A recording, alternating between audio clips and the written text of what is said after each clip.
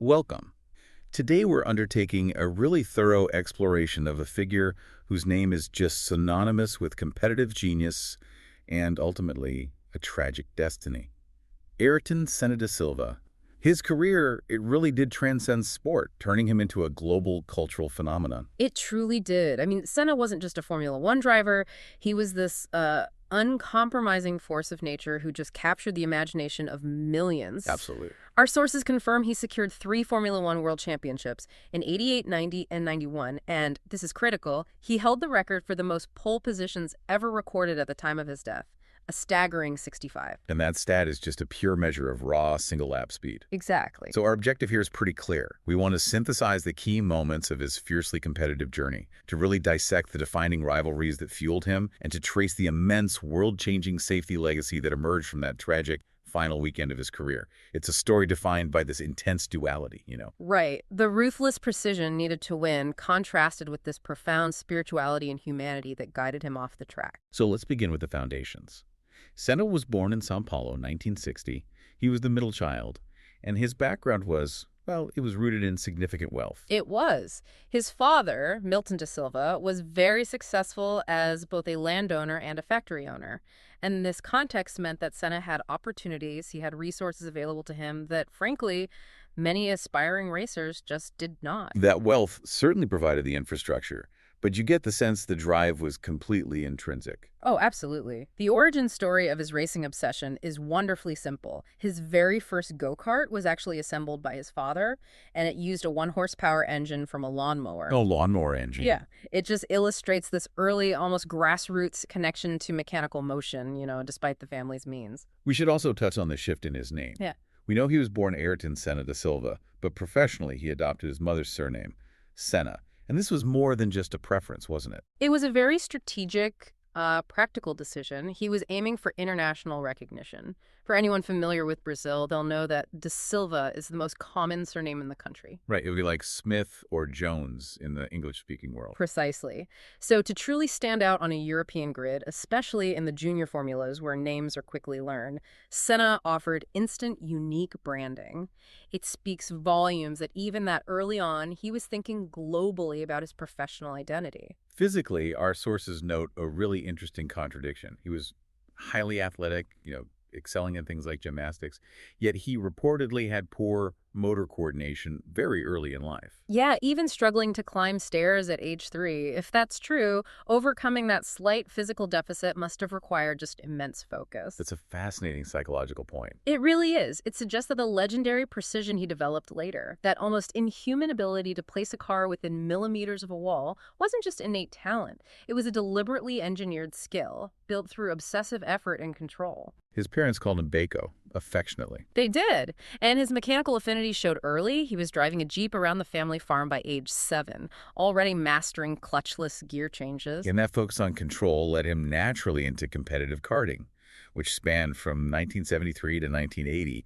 This is where that core competitive fire was really forged. It was. He started racing competitively at 13 at the Interlagos circuit, and he immediately set the standard. His debut race. He qualified on pole position in his debut.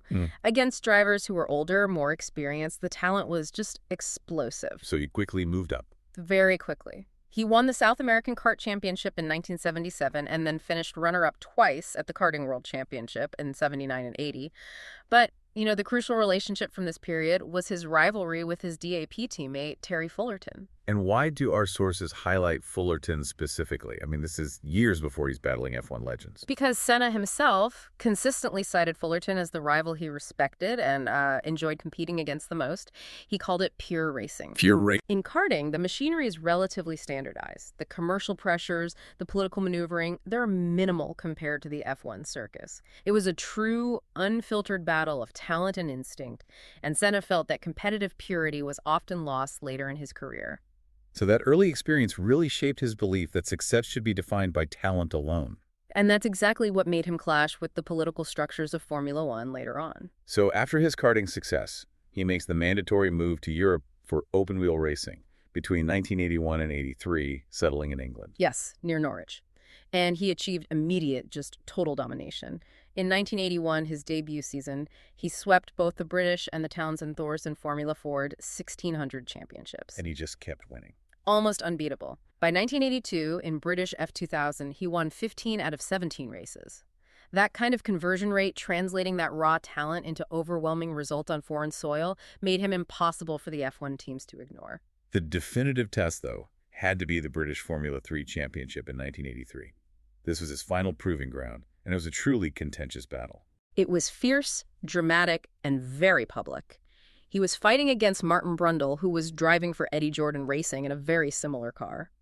Senna dominated the first half of the season, built up this seemingly insurmountable lead. But Brundle fought back. He mounted a huge comeback in the second half, which led to intense, close-quarters racing and frequent accusations of blocking of aggressive driving from both sides. So it wasn't just a friendly title fight. This was psychological warfare, even at the F3 level. Absolutely. It was vital. Senna won the championship at the final round, but the pressure, the contention, it mirrored exactly what he would face at the pinnacle of the sport. And to cap off that year, he also won the inaugural Macau Grand Prix. Which has always been seen as that high-pressure gateway race before securing an F1 seat. Exactly. He proved he could handle technical cars, intense rivalry, and those winner-take-all scenarios. He was ready. Now we move to 1984, the year he made the leap into Formula One. Despite his sparkling junior record, securing the right seat was, well, surprisingly fraught with politics and missed opportunities. It really highlights how F1 has always operated. Pure talent is only ever part of the equation. Senna initially declined an early, long-term offer from McLaren, a team he clearly respected. Why turn them down? He feared being locked into a potentially restrictive contract so early in his career, which, in hindsight, proved ill-timed when McLaren subsequently signed Alain Prost, closing that door for a while. And he faced vetoes from established stars, too. Yes. His fellow Brazilian champion Nelson Piquet, who was at Brabham, actively vetoed Senna from joining his team. He preferred his friend Roberto Moreno to take the test driver slot instead. So these political roadblocks really forced his hand. They did. He ended up taking a less-than-ideal debut seat with Toleman, which was a relatively small new team running on the less competitive Pirelli tires. But before signing with Toleman, he tested for McLaren, Brabham, and Williams.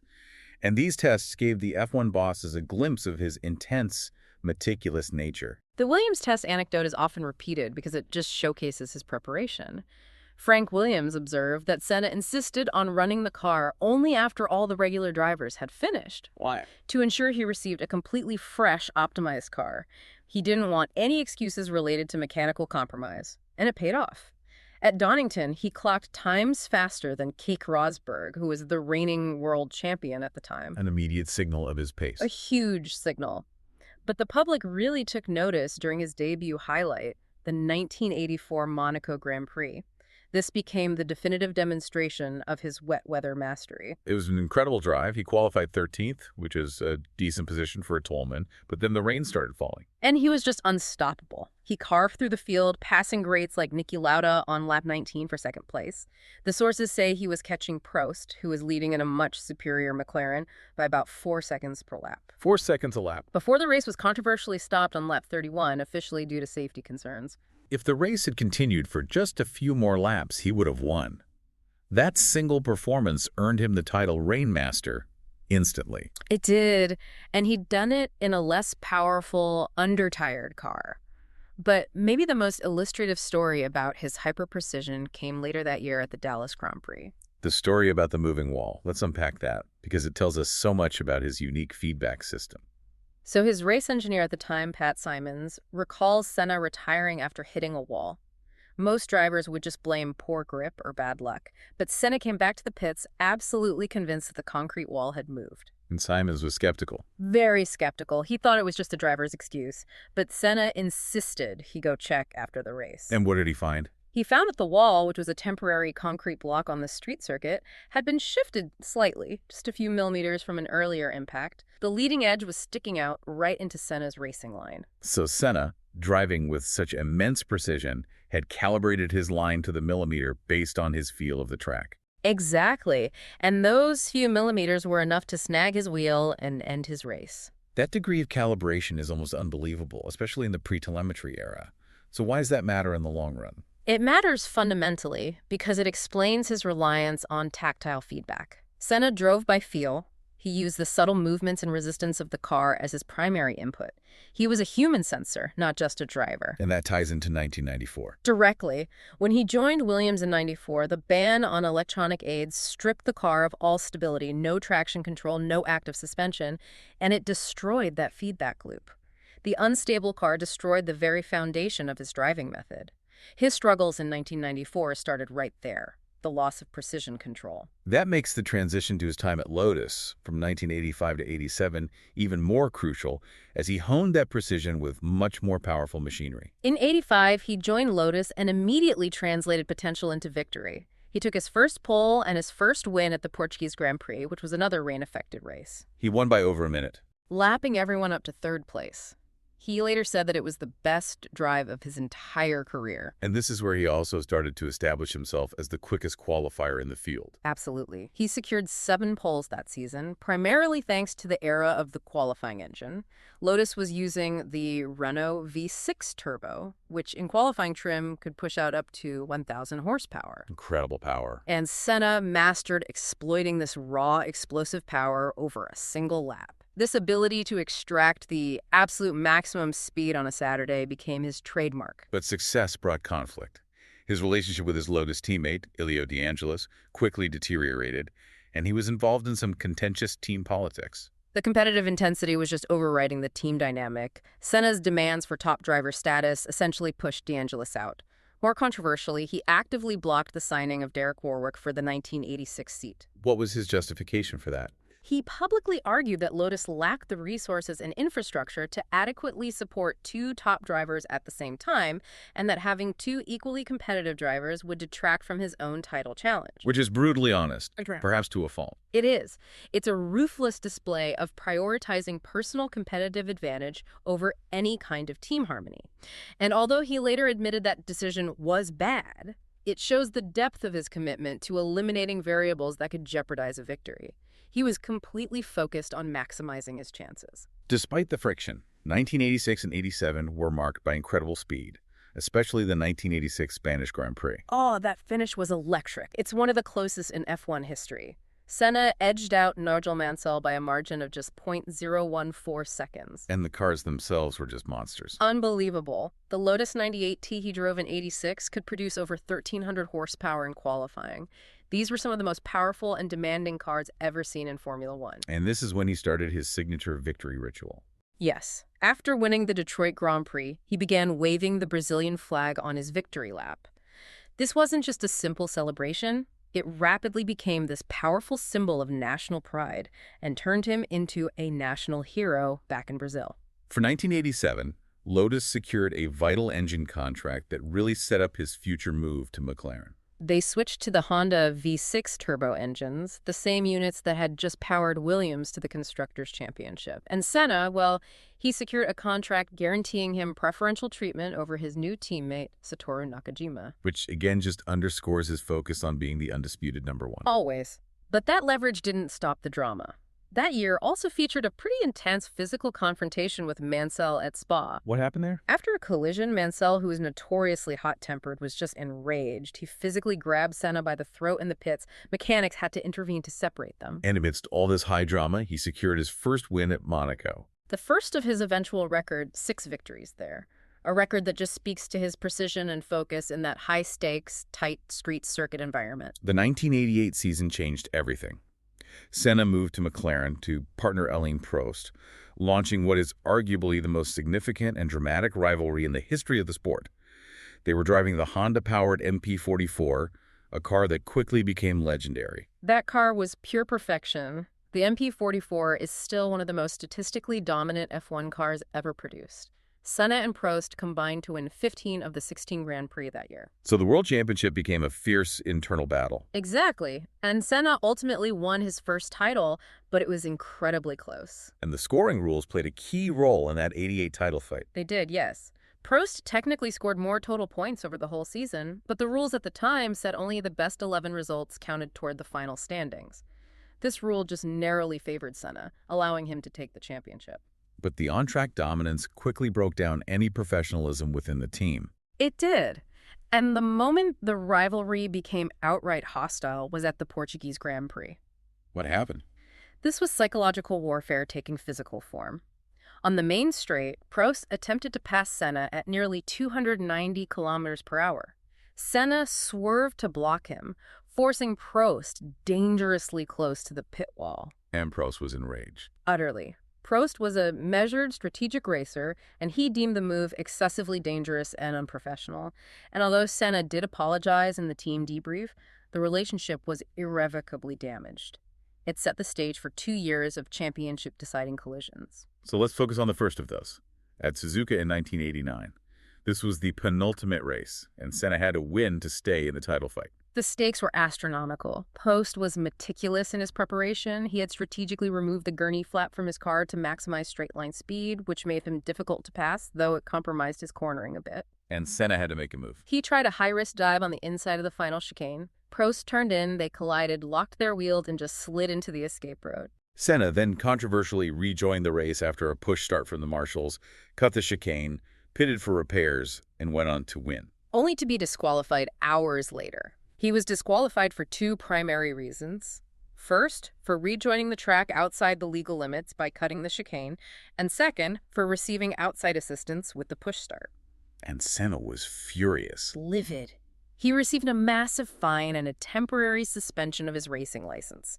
He publicly accused the FIA and its French president, Jean-Marie Balestri, of rigging the decision to favor his compatriot Prost. This established a deep-seated belief in Senna that the political system was actively working against him. And that paranoia, that rage carried directly into the 1990 Suzuka decider, where Prost had now moved to Ferrari. Senna started on pole.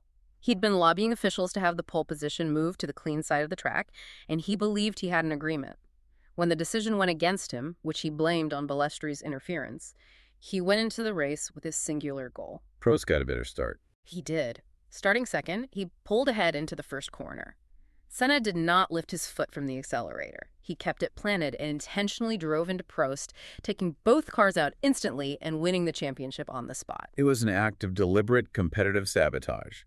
How did Senna reconcile that with the pure racing philosophy he seemed to cherish? Well, that's the intense duality, isn't it? Senna rationalized it as payback for the perceived injustice of 1989 and the pole position ruling that morning. This is the context for his famous uncompromising quote. "If you no longer go for a gap that exists, you are no longer a racing driver." And he later admitted it was intentional. A year later, he did. It just shows the incredible extremes of the mindset required to compete at that level. It was a battle fought on the track, in the courts, and in the mind. Moving past the Prost saga, 1991 saw him secure his 3rd title, becoming the youngest 3-time world champion at the time. That year, however, was really a demonstration of his mental strength over the machinery.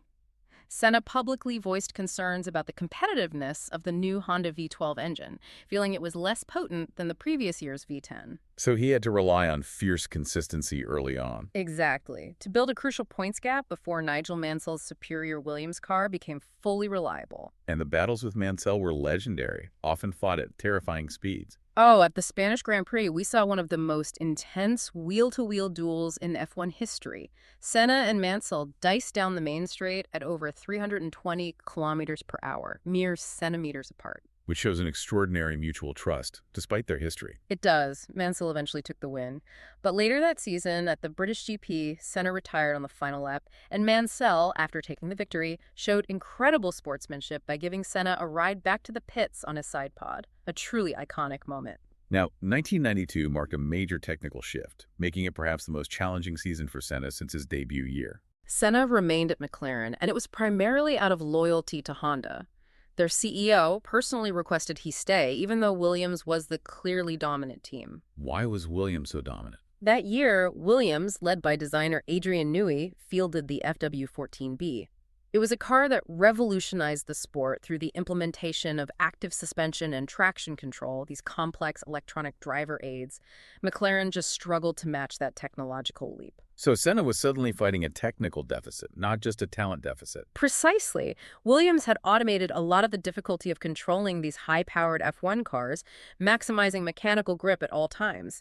So Senna, the human sensor who relied on tactile feedback, was fighting an uphill battle against a machine that didn't need his unique input to be fast. Yet, Despite the struggles, that season also offered a profound moment of off-track heroism. At the Belgian Grand Prix, during practice, Eric Comas had a horrific, heavy crash. Senna, driving past the scene, immediately stopped his own car, disregarding his position, his safety, and ran across the track to Comas's car. The engine was still running. Stuck at full RPM with a suspected fuel leak risking an explosion, Senna turned off the engine, preventing a potential tragedy.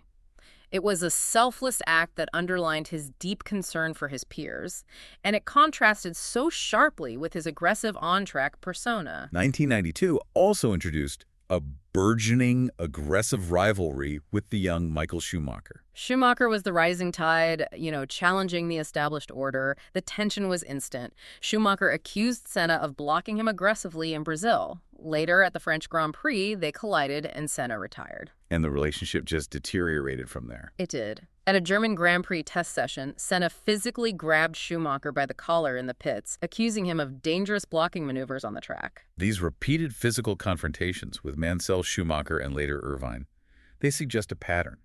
Was this volatile temper an inseparable part of his competitive genius? It's highly probable. The same intensity and lack of compromise that allowed him to push the physical and mechanical limits on track also spilled over when he felt injustice, disrespect, or physical risk from his rivals. He saw racing as a matter of self-discovery and absolute control. Challenges to that control, whether technical or human, were met with an immediate, volatile response. That volatility carried into 1993, his final full season at McLaren, a year defined by political battles over his contract. Senna was desperate to get into a Williams car. He started 1993 as a free agent and even offered to drive for Williams for free. But Prost blocked him. Prost, who had returned to the team after a sabbatical, had inserted a clause into his own contract specifically vetoing Senna as a teammate.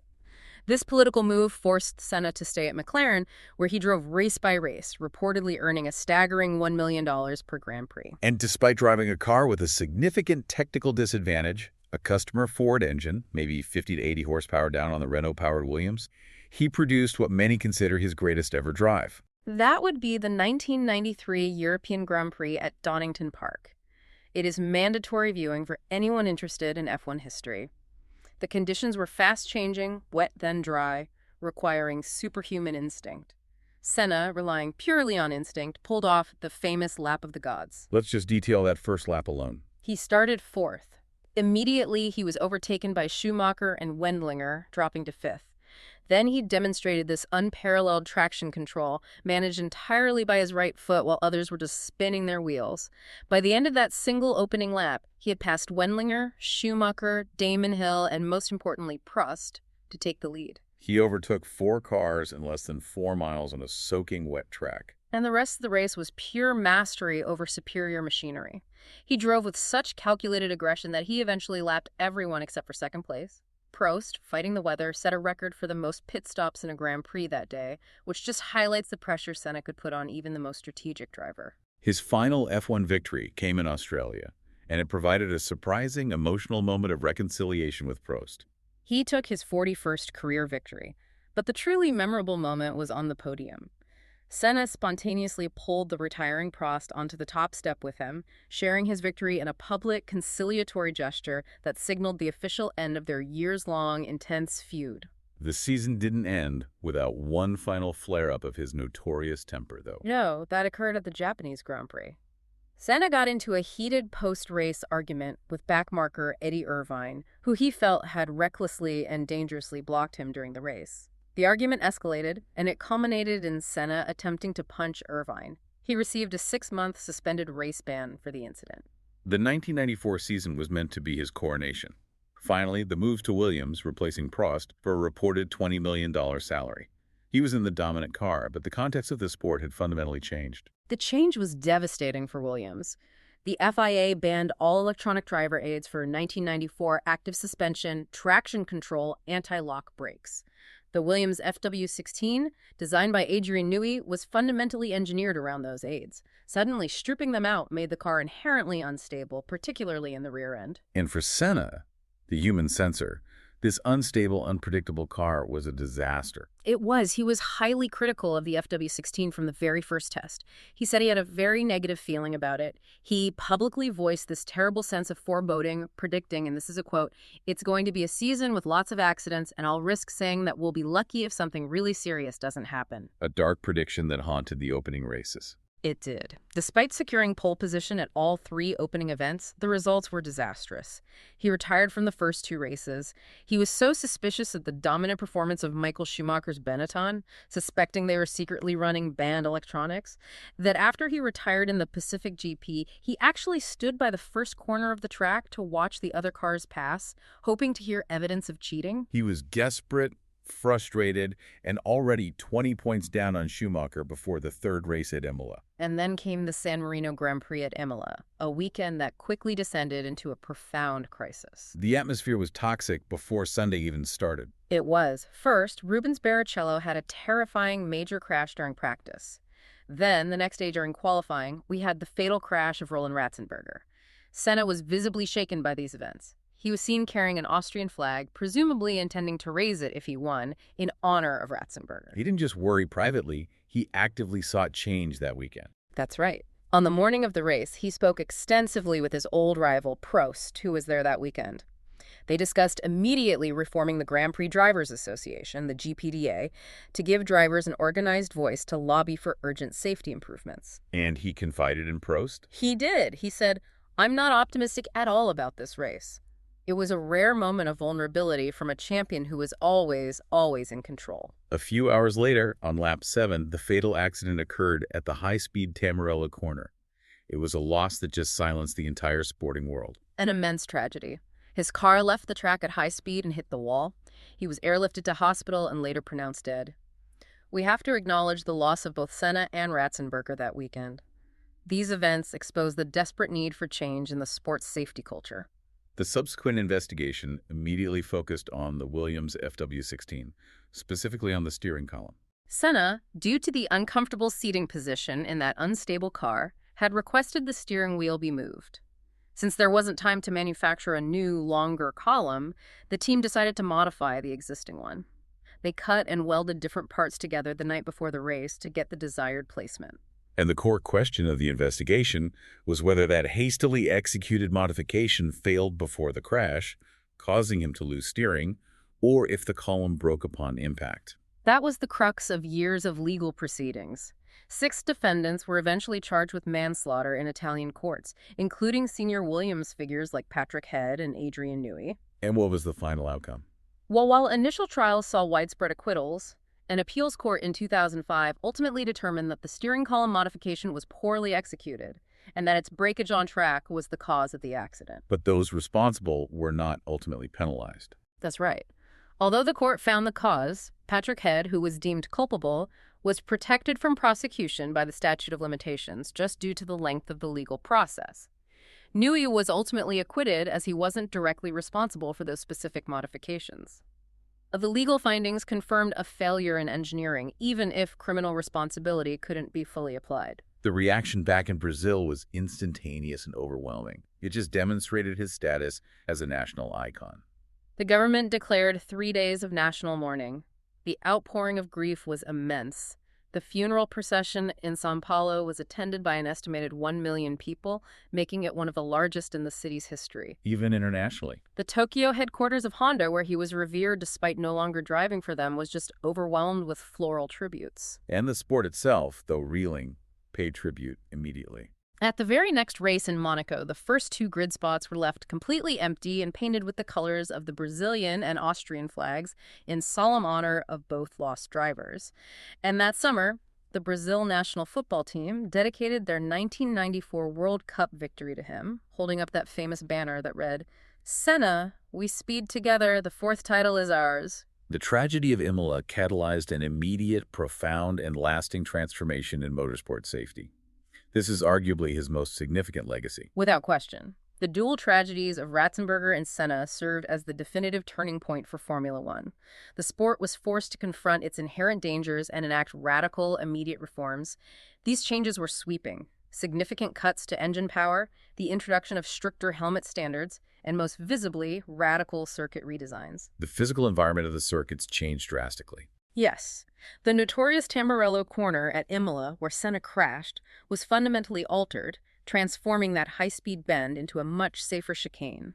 Improvements were mandated for crash barriers, runoff areas, and significant advancements were made in on-track medical procedures. The cumulative result was a complete transformation of F1. From a sport where fatalities were a periodic risk to one where they have become exceedingly rare, Senna, in his death, enforced the safety reforms he had been advocating for that very weekend. Beyond safety, when we assess him purely as a driver, he remains consistently rated as the greatest of all time. He's constantly at the top of every major poll. A 2009 poll by Autosport, where they surveyed hundreds of current and former F1 drivers, named him the greatest ever. More recently, AWS machine learning algorithms analyzing qualifying data also determined Senna to be the fastest qualifier of all time. His ability to extract the ultimate lap was, well, statistically unmatched. And his reputation as the Rainmaster remains sacrosanct. It absolutely endures. He holds the highest ratio of wins in wet races started, a testament to his uncanny ability to feel the limits of grip when others were just floundering. Drives like Monaco 84, Portugal 85, and especially Donington 93, they remain the benchmark for pure, instinctive driving skill, overcoming mechanical and conditional disadvantages. Shifting to his personal side, his philanthropy was famously secretive, which contrasts so sharply with his very public life as a champion. It was almost entirely hidden from the public. Senna secretly donated millions of US dollars throughout his career to aid poor children in Brazil. And crucially, he established the framework for a major charitable organization shortly before his death. Which became the Instituto Ayrton Senna. The IAS, yes. And it has since invested nearly 80 million US dollars in social and educational programs for low-income Brazilian youth. Frank Williams, his final team boss, offered a particularly moving summation of this duality after Senna's death. Williams famously stated that Senna was actually a greater man out of the car than in it. And that summarizes the spiritual side of the man, the devout Catholic who often read the Bible on long flights, dedicating his life and resources to helping others, completely separate from the hyper-aggressive figure you saw on the track. He often spoke of racing itself as a quest for self-discovery. That links the two sides together. His famous quote, "The harder I push, the more I find within myself," illustrates how he viewed the act of racing not just as a competition, but as a spiritual and personal exploration, constantly pushing the limits of human potential and understanding. His personal interests also extended beyond the cockpit into aviation and engineering detail. He enjoyed flying his own private jet and helicopter and piloting model aircraft. His influence even extended to Honda's road car division. When Honda was developing the NSX, Senna provided direct feedback to the chief engineer, insisting on increased chassis stiffness. A testament to his acute feel for handling and his uncompromising pursuit of perfection, whether an F1 car or a road car. Finally, his cultural footprint is immense, and it continues through memorials, media, and his influence on the current generation of drivers. The tributes are constant. Tracks have renamed corners, there are statues, and the Williams team included a small S logo on all their cars for decades in his honor. Perhaps the most visible influence is on Lewis Hamilton, who is an open idolizer. Hamilton has made numerous tributes public. When Hamilton matched Senna's 65 pole positions, the Senna family presented him with a race-worn Senna helmet, and his emotional act of waving the Brazilian flag after winning the San Marino Grand Prix in 2021, mirroring Senna's signature celebration, was so profound that it led to Hamilton being granted honorary Brazilian citizenship. And the commercial brand, symbolized by that double S logo meant to represent an S chicane, continues on strong. The Instituto Ayrton Senna licenses his brand for products ranging from the McLaren Senna hypercar to Ducati superbikes. His life and legacy continue to be explored in major media, like the BAFTA-winning documentary Senna and a recent Netflix miniseries. His legacy remains one of the most powerful in sport. We have completed this comprehensive material review of Ayrton Senna da Silva, analyzing the uncompromising racer, the precise technical marvel, and the charitable, spiritual individual whose life demanded perfection and whose death demanded systemic change. The final profound element for you to consider is the rare, fragile vulnerability Senna displayed in 1994. For a man who defined himself by confidence and control, his public acknowledgement of the inherent risks, His prediction of accidents, his action to revive the GPDA, and his deeply pessimistic comments to Prost highlight a champion who had shifted his focus from his own personal conquest to the collective well-being of the sport. His last acts were those of a safety advocate, a necessary final contradiction in a career built on glorious risk. A truly profound conclusion to a legendary life. Thanks for listening.